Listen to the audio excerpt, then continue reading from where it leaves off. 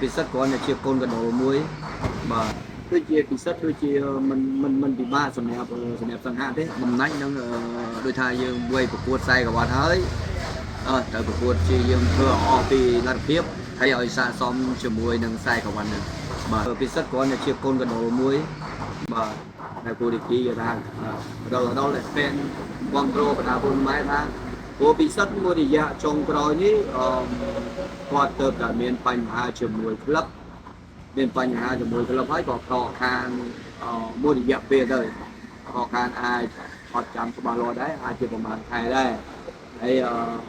ខកខានប្រហែលខែហើយមុនខកខានប្រហែលខែហ្នឹងក៏ពិសិដ្ឋយើងធ្លាក់កម្រងនៃការប្រកួតដែរធ្លាក់កម្រងនៃការប្រកួតហើយទៅមកថ្មីមកហើយបោះដីមក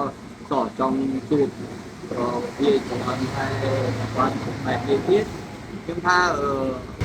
ដូចជាពិសិដ្ឋដូចជាមិនពិបាកសម្រាប់សង្ហាទេ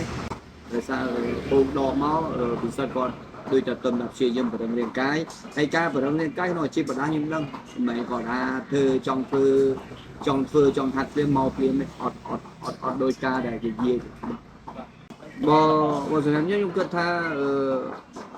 យើងមានព្រៀបលើហើយតែគាត់ថាបើម្លាញ់ចង់អីមានអីក៏ទទួលបាន